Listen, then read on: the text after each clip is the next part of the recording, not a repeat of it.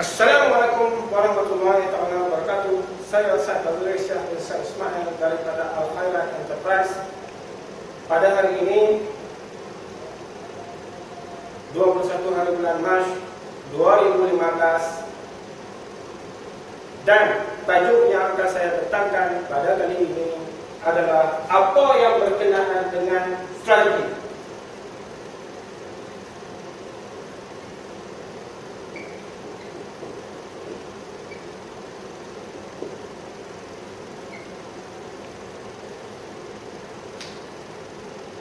Pada pendapat saya, strategi adalah bermaksud tindakan yang diperbuat oleh syarikat untuk masuk ke pasaran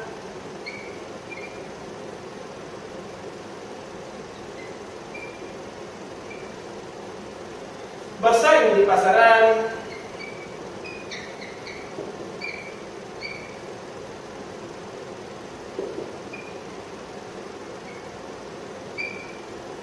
dan juga berkembang di pasaran.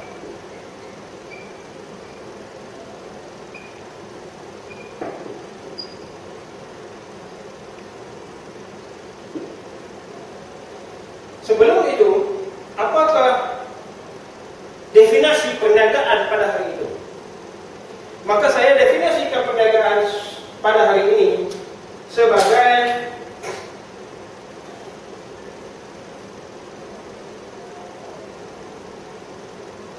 bagaimanakah kita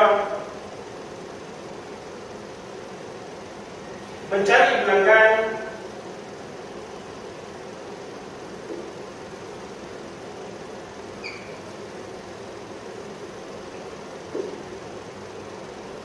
meramaikan pelanggan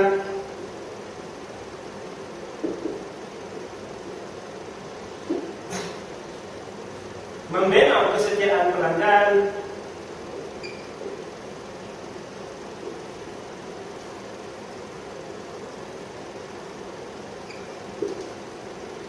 mencipta ulangan beli daripada pelanggan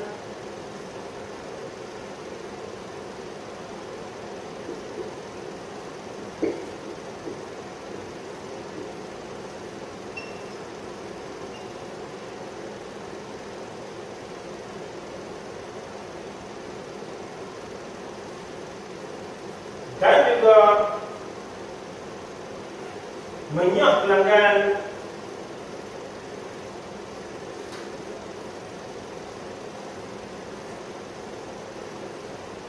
yang tidak menguntungkan syarikat.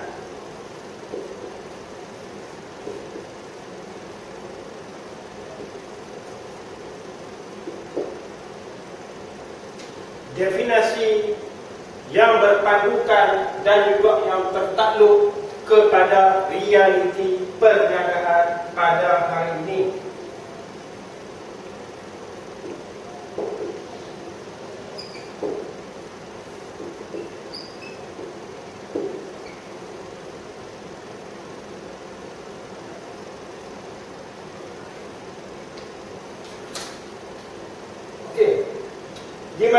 Bila mana disebut perniagaan, kebanyakan orang menganggap bahawa perniagaan adalah sesuatu yang mudah, dan juga perniagaan dianggap sebagai salah sesuatu daripada cabang untuk menambahkan pendapatan.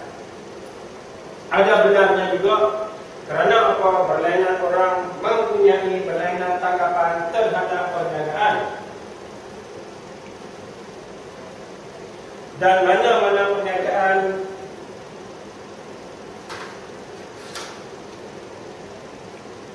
mana-mana perniagaan yang tidak mempunyai rancangan perniagaannya jitu akan ketinggalan dan seterusnya akan hanyut di telan zaman. Dan setiap perniagaan sebenarnya dia mempunyai strategi yang tersendiri, sama ada secara tersurat ataupun secara tersirat. Kebanyakan strategi di dalam perniagaan kecil ialah strategi-strategi yang tidak bertulis. Ia hanyalah bentuk-bentuk strategi yang terdapat di dalam minda tuan-tuan punya perniagaan dan juga minda pengurus-pengurus perniagaan. Jadi pada pendapat saya, kalau sekiranya kita ingin maju di dalam perniagaan, kalau sekiranya kita ingin membina perniagaan kepada tahap yang lebih tinggi, semua strategi mestilah bertulis dan juga strategi tersebut mestilah menepati kepada ruang lingkup perniagaan untuk kemajuan perniagaan tuan-tuan dan puan-puan. Saya di sini daripada Al-Khalaf Enterprise hanyalah boleh membantu tuan-tuan dan puan-puan daripada segi ilmu tentang bagaimana kita ingin membina perniagaan supaya lebih maju.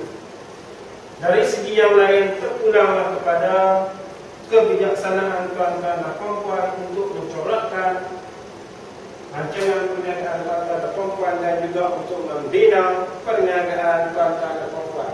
Okey? Apakah yang berkaitan dengan strategi?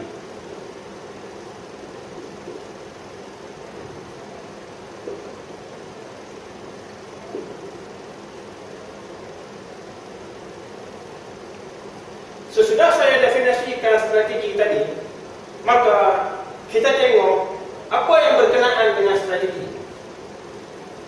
Yang pertamanya, strategi tersebut mestilah strategi yang bertakluk kepada realiti perniagaan tuan-tuan dan puan-puan.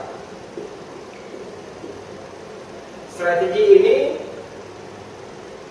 dia merangkumi produk yang tuan-tuan nak berniaga, harga yang tuan-tuan dan puan-puan letakkan di atas produk, kepada siapa sasaran pasaran tujuan tuan-tuan dan puan-puan, di mana tuan-tuan dan puan-puan hendak berniaga, di mana tuan-tuan dan puan-puan hendak membuka cawangan ataupun outlet, siapa yang sepatutnya mentadbir perniagaan tuan-tuan dan puan-puan dan kaki tangan yang menjalankan perniagaan tuan-tuan dan puan-puan, dan juga bagaimana tuan-tuan dan puan-puan hendak menangani persaingan yang terdapat di pasaran. Yang pertamanya ialah mestilah berkenaan dengan realiti. Yang kedua, strategi mestilah dicipta untuk survival perniagaan tuan-tuan dan puan-puan, untuk kehidupan perniagaan tuan-tuan dan puan-puan. Okey. Yang ketiganya, strategi ialah berkenaan dengan bagaimana tuan-tuan dan puan-puan menangani pesaing.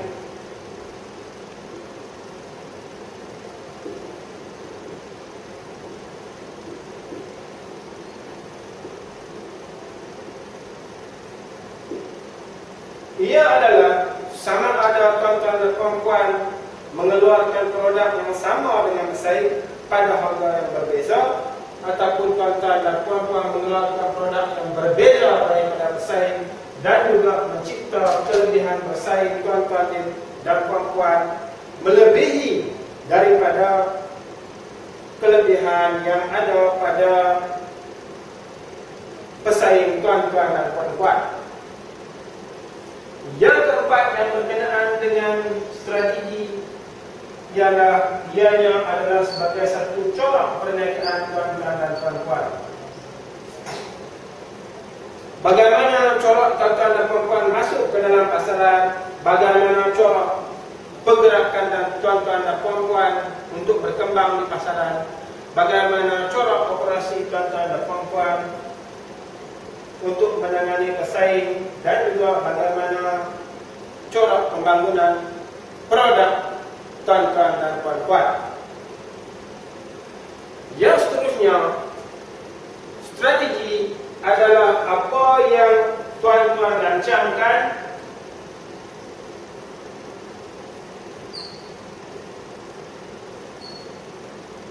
dan juga apa yang tuan-tuan tidak rancang.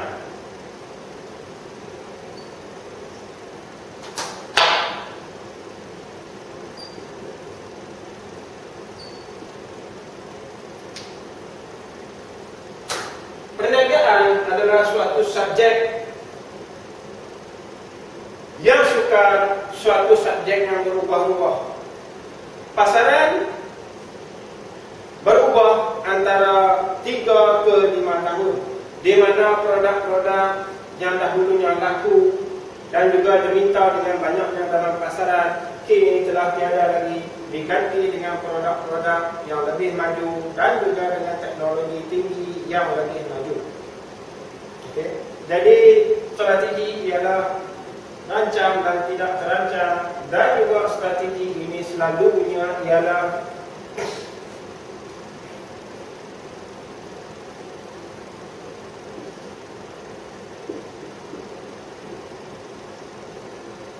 cair, iaitu ia boleh berubah dari masa ke semasa mengikut kesesuaian pasaran dan juga mengikut keadaan persaingan.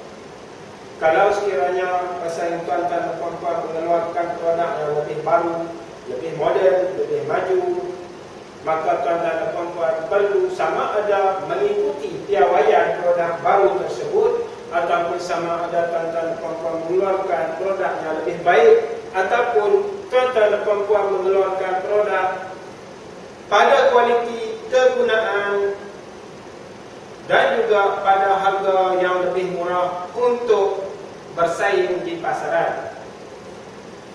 Yang ketujuh berkaitan dengan strategi ialah ianya mestilah adaptasi. Ianya mestilah boleh diguna pakai pada setiap masa dan juga keadaan, sama ada pada masa perniagaan menurun dan juga pada masa perniagaan sedang naik. Ini adalah sebahagian daripada apa-apa yang berkenaan dengan strategi. Jikalau sekiranya tuan-tuan inginkan penerangan yang meningkat berkenaan dengan strategi, tuan-tuan dan puan-puan bolehlah refer kepada ataupun rujuk kepada website kami, iaitu prgpsrn.com. Saya ulangi, prgpsrn.com. Website ini akan menunjukkan kepada tuan-tuan dan puan-puan jadual-jadual latihan bengkel dan juga seminar yang akan dipersembahkan oleh Al-Khairat Enterprise dan juga syarikat-syarikat yang bersekutu dengannya.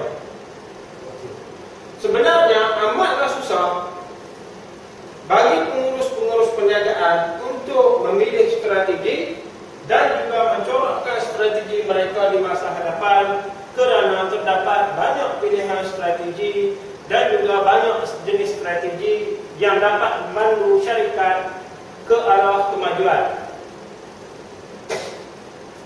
Strategi adalah termasuk kepada sebagai pemilihan produk. Strategi juga termasuk sebagai pemilihan masa. Strategi juga termasuk memilih media. Strategi juga termasuk pemilihan media dan juga penggunaan media untuk menerangkan dan juga mengkomunikasikan, menghubungkan di antara produk syarikat dan juga syarikat kepada pelanggan dan juga prospek. Terdapat beberapa strategi asas yang mana yang dapat digunakan oleh tuan-tuan dan puan-puan yang saya akan terangkan sebentar lagi. Yang pertamanya, tuan-tuan dan puan-puan mestilah mempunyai strategi produk. Apa dia produk yang ingin tuan-tuan dan puan-puan masukkan ke pasaran? Sama ada produk tersebut tuan-tuan dan puan-puan ingin bezakan dia di pasaran daripada pesaing,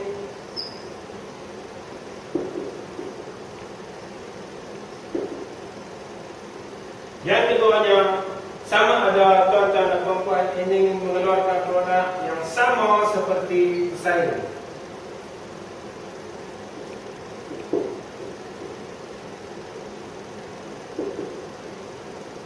Yang ketiga, sama ada tuan-tuan dan puan-puan mengeluarkan produk baru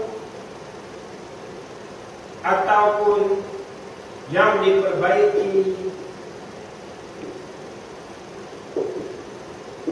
daripada produk tuan-tuan dan puan-puan sendiri ataupun memperbaiki penampilan dan juga kualiti penggunaan produk pesaing.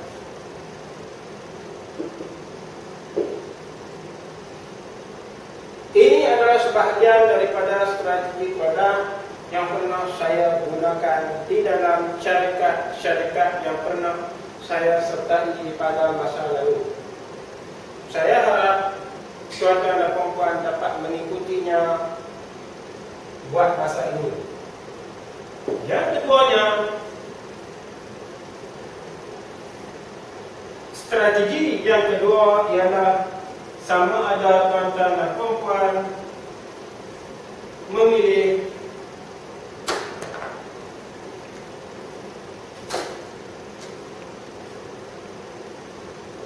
segmen. Sama ada segmen pasaran tuan-tuan dan puan-puan ialah segmen pasaran baru ataupun segmen pasaran sedia ada.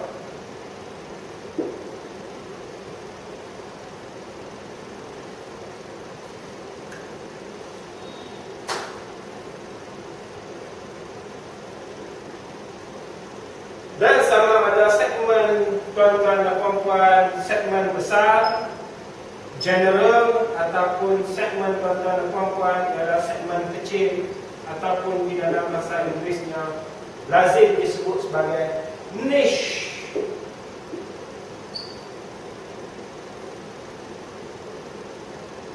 Segmen ini merupakan suatu yang perlu diteliti bila syarikat ingin memasukkan produk syarikat, oleh sebab segmen ini dia terbahagi kepada banyak pecahan dan juga banyak bahagian. Di antara bahagian yang disebut, di antara bahagian yang terdapat di dalam segmen ini ialah sama ada segmen tersebut terdiri daripada ciri-ciri manusia itu sendiri, disebut sebagai demografik.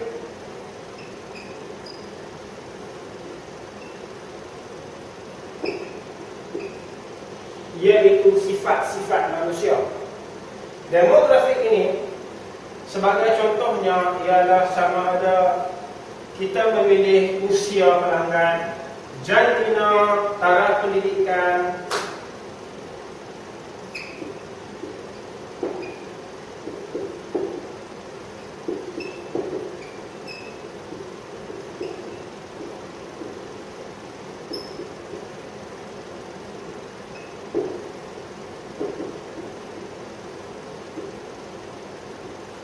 bangsa,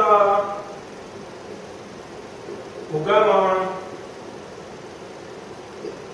ataupun lain-lain. Inilah contoh, beberapa contoh segmen demografik bagi sifat-sifat manusia. Segmen yang seterusnya yang perlu diperhatikan oleh pengurus-pengurus perniagaan ialah geografik.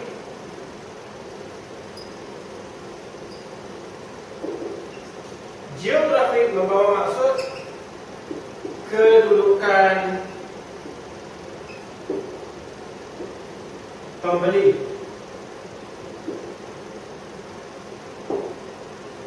Sama ada pembeli tersebut tinggal di mana, di desa, di tepi sungai,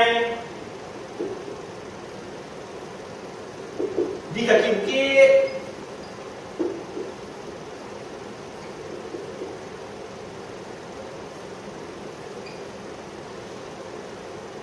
di zon Asia Tenggara,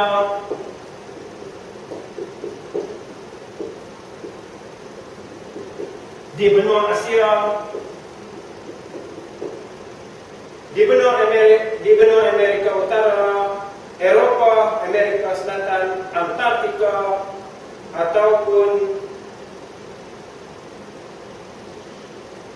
di benua mana-mana lah. Okay. Jadi terdapat lagi satu segmen yang saya faham sebagai psikografik.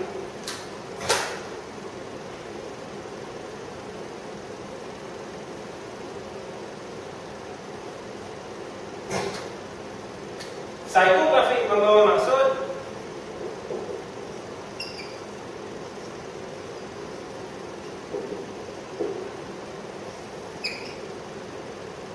psikologi manusia, iaitu kehendak dan keperluan yang berbeza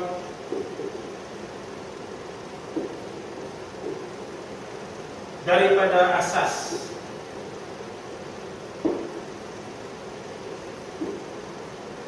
Pada hari ini, tuan-tuan dan puan-puan, hampir semua orang berkeperluan terhadap sebuah kereta.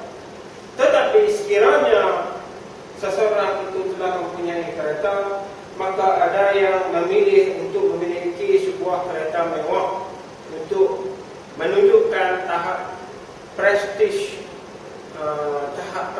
kehidupannya. Jadi inilah yang saya maksudkan sebagai psikografi. Yang keduanya, dia mungkin telah mempunyai telefon bimbit, tetapi dia inginkan telefon bimbit yang canggih, telefon bimbit yang serbaguna, telefon bimbit yang boleh menunjukkan prestasinya daripada segi kehidupannya.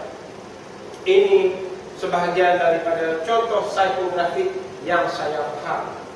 Jadi strategi istilah bersangkut dengan roda dan juga segmen. Dua perkara ini tidak dapat tuan-tuan dan lepaskan. Dan mana-mana dulu pun tidak mengapa. Sama ada tuan-tuan merancang untuk memasuki segmen dulu dan kemudiannya produk, ataupun tuan-tuan apa menggunakan produk dulu untuk memasuki segmen pasaran yang telah sedia ada. Ianya ibarat ayam dengan telur. Yang mana dulu tidak mengapa. Okey? Asalkan tuan-tuan dan puan-puan faham bagaimanakah untuk membina asas strategi. Yang ketiganya yang berkenaan dengan strategi ialah bagaimana tuan-tuan dan puan-puan ingin letakkan produk tuan-tuan dan puan-puan, bagaimana tuan-tuan dan puan-puan ingin letakkan produk tuan-tuan dan puan-puan di dalam minda kolektif pengguna. Disebut sebagai kedudukan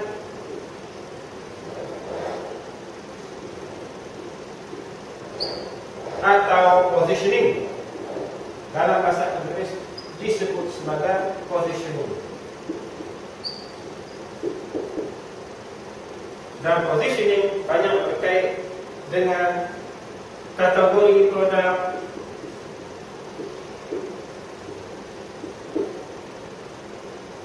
yang tuan-tuan dan puan-puan bakal keluarkan, ataupun kategori produk yang bakal tuan-tuan dan puan-puan wujudkan. Okey. Apa yang berkenaan dengan kategori ini? Kategori ialah bagaimana orang melihat kumpulan produk tuan-tuan dan puan-puan terdiri daripada apa? Kumpulan yang bagaimana? Mudah cakap, kita tengok kepada